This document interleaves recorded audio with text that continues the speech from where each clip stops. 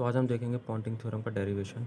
Ponting theorem एक बहुत ही ज़्यादा इंपॉर्टेंट थ्योरम है और ये आपके सेमेस्टर एग्ज़ाम में लगभग हर साल पूछी जाती है। पॉन्टिंग थ्योरम जो है वो बहुत ही सिंपल सी एक थ्योरम है और इसका डेरिवेशन भी बहुत सिंपल है, पर काफ़ी सारे स्टूडेंट्स को काफ़ी ज़्यादा मुश्किल लगता है। तो आज हम आपको एक बहुत ही ईजी वे में इसको ड्राइव करके दिखाने वाले हैं। तो चलिए अब देखते हैं पॉन्टिंग थ्योरम का डेरिवेशन कैसे कर सकते हैं। देखिए, पॉइंटिंग थ्योरम का डेरिवेशन जब भी आपको करना होगा, सबसे पहले आपको जो पॉइंटिंग वेक्टर है इसके बारे में लिखना है। तो पॉइंटिंग वेक्टर क्या होता है? The rate of flow of energy per unit area in a plane electromagnetic wave can be given by a vector S and it is called Poynting vector.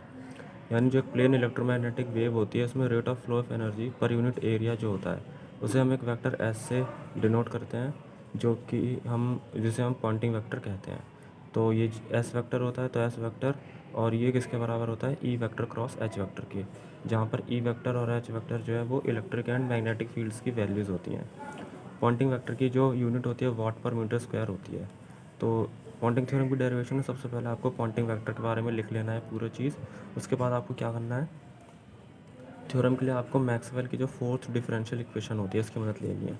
देखिए, ये जो थ्योरम है ये बहुत ही ज़्यादा सिंपल सी थ्योरम है। आपको बस 2-3 स्टेप बीच में याद रखने हैं। अगर ये 2-3 स्टेप आपको याद रहेंगे तो आप ये पूरी थ्योरम आराम से कर सकते हैं। आपको मुश्किल से 3 से 4 मिनट लगेंगे पूरी थ्योरम लिखने में। और अगर आप वो 2-3 स्टेप भूल जाते हैं तो फिर आपको बहुत ज़्यादा टाइम लग जाएगा थ्योरम लिखने में, क्योंकि ये थ्योरम थोड़ी सी कन्फ्यूजिंग भी है। बट हम आपको बहुत ही सिंपल वे में इसे बताने वाले हैं। तो मैक्सवेल की फोर्थ डिफरेंशियल इक्वेशन होती है curl of H vector equal to J vector plus del D vector upon del T. तो ये तो आपको याद होगी, ठीक है। अगर आप पॉइंटिंग थ्योरम पढ़ रहे हैं तो ऑब्वियस सी बात है आप इससे पहले मैक्सवेल की जो डिफरेंशियल और इंटीग्रल इक्वेशन है वो याद करके आई होंगे, और अगर नहीं भी थी तो अभी आप ये देख सकते हैं। तो सबसे पहले आपको क्या करना है, यहाँ से जे वेक्टर की वैल्यू जो है आपको सेपरेट कर लेनी है। तो जे वेक्टर क्या हो जाएगा? Curl of H vector minus del D vector upon del T, क्योंकि del D vector upon del T उधर चला गया तो ये curl of H vector minus del D vector upon del T हो गया। ये हो गई इक्वेशन नंबर 1। अब आपको क्या करना है, ये जो इक्वेशन 1 है इसके बोथ साइड में आपको ई वेक्टर का डॉट प्रोडक्ट लेना है। तो जब आप ई वेक्टर का डॉट प्रोडक्ट लेंगे तो क्या हो जाएगा? जे वेक्टर डॉट ई वेक्टर, यहाँ भी आ गया कर्ल ऑफ एच वेक्टर के साथ ई वेक्टर का प्रोडक्ट डॉट प्रोडक्ट, और minus del D vector upon del T इसके साथ भी ई वेक्टर का डॉट प्रोडक्ट। ये हो गई इक्वेशन 2। तो इक्वेशन 2 तक तो मेरे ख्याल से आप आराम से कर सकते हैं, इसमें कुछ ज़्यादा दिमाग लगाने वाला काम था ही नहीं। बस पहले 4 डिफरेंशियल इक्वेशन लिखनी है, जे वेक्टर को एक तरफ कर लेना है, उसके बाद दोनों साइड में ई वेक्टर का डॉट प्रोडक्ट लेना है। अब आपको ये दो जो वेक्टर प्रॉपर्टीज़ है, ये वाली और ये वाली, ये आपको याद रखनी है। सबसे पहली है del dot A vector cross B vector. इसकी वैल्यू आप कैसे याद करेंगे? ये वाली देखिए, यहाँ पे पहले ए है तो आपको क्या करना है, बी लिखना है, B vector dot curl of A vector minus, अब बी के लिए हो गया, अब A vector dot curl of B vector लिख लेंगे। दूसरे में क्या लिखना है, and A vector dot curl of B vector equal to. अब इसे याद कैसे करेंगे? देखिए, ये वाली जो आपने लिखा है इसको पहले ऐसे ही सेम कॉपी कर दीजिए, minus del dot A vector cross B vector आप लिख दीजिए जो आपने यहाँ लिखा है। तो इसे याद करने का मैंने तरीका आपको बता दिया है, आप वीडियो रिवाइंड करके फिर से देख सकते हैं, ठीक है। तो ये दो चीज़ आपको याद रखनी है। फिर आपको क्या करना है, ये जो नीचे वाली इक्वेशन है इसमें आपको ए की जगह पर ई रखना है और बी की जगह पर एच रखना है। ये यहाँ पर हमने लिख भी दिया है। तो जब आप इस नीचे वाली इक्वेशन में ए की जगह पर ई और बी की जगह पर एच रखेंगे तो एक इक्वेशन नंबर 3 बनकर आ जाएगी। और इससे फ़ायदा क्या होगा, अगर आप देखेंगे ध्यान से तो ई vector dot curl of H vector, इसकी वैल्यू आपको मिल गई। और अगर आप इक्वेशन 2 में देखेंगे तो ई vector dot curl of H vector यहाँ पे आपका बनना था।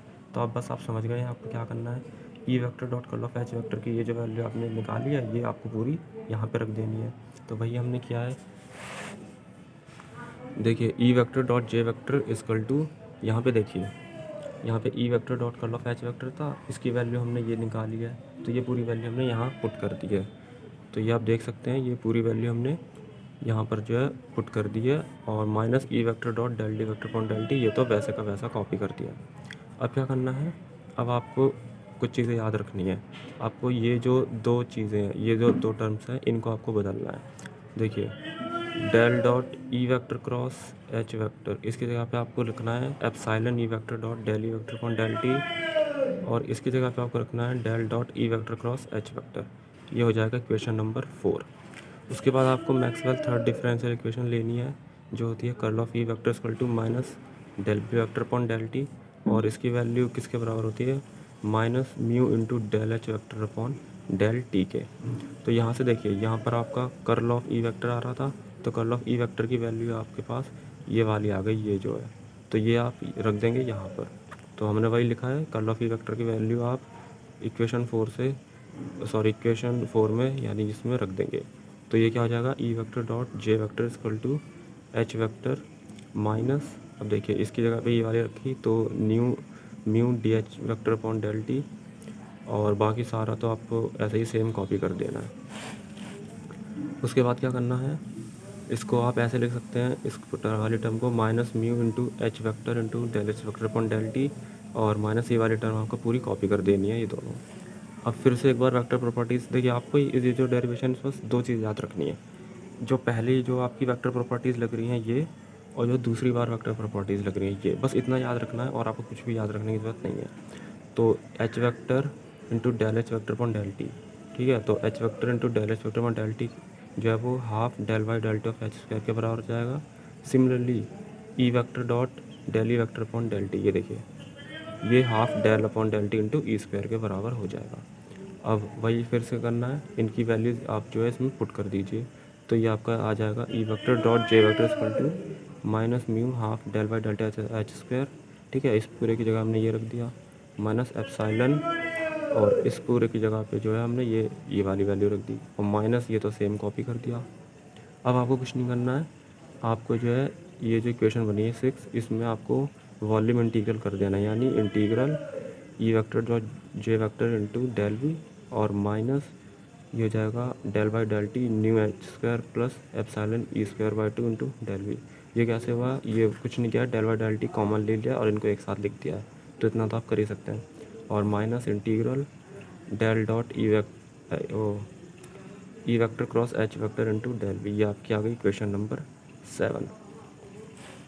अब आपको क्या करना है, गॉस डाइवर्जेंस थ्योरम की मदद से ये जो del dot E vector cross H vector dot del V है, ये आपका सरफेस इंटीग्रल में चेंज हो जाएगा, और ये जो डेल है ये हट जाएगा, तो इसकी जगह पे आपको ये रख देना है फाइनल। तो जो फाइनल इक्वेशन है वो आपकी कुछ इस तरीके की बन जाएगी। तो ये आपका हो जाएगा टर्म 1, ये टर्म 2 और ये टर्म 3, ये इतना सेपरेट 1, ये इतना सेपरेट टर्म 2 है, और ये इतना सेपरेट है टर्म 3। अब इनकी आपको सिग्निफिकेंस लिख देनी है। तो ये जो आखिरी फाइनल इक्वेशन है वही हमारी पॉइंटिंग थ्योरम कहलाती है, और जो फर्स्ट टर्म है फाइनल इक्वेशन का वो क्या रिप्रेजेंट करता है, generalise statement of Joule's law and represents the total power dissipated in a volume V. और जो फाइनल इक्वेशन का सेकंड टर्म है वो क्या रिप्रेजेंट करता है, sum of energy stored in electric field and magnetic field.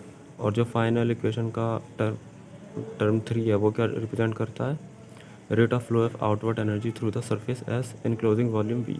तो ये आप स्क्रीनशॉट ले सकते हैं इसका, ठीक है, ये आप पूरा लिख सकते हैं, और आप इस पूरे का स्क्रीनशॉट ले सकते हैं। तो आपको कुछ नहीं करना है, बस दो चीज़ याद रखनी है। सबसे पहले जो ये जो वेक्टर प्रॉपर्टीज़ हमने बताई हैं ये आपको याद रख लेनी है, और जो दूसरी बारी में जो वेक्टर प्रॉपर्टीज़ बताई है बस ये याद रखना है। बाकी आप ये डेरिवेशन में कुछ भी नहीं था। अगर आप इस वीडियो को एक बार दोबारा देखेंगे तो आपको ये बहुत ही आसानी से समझ आ जाएगी।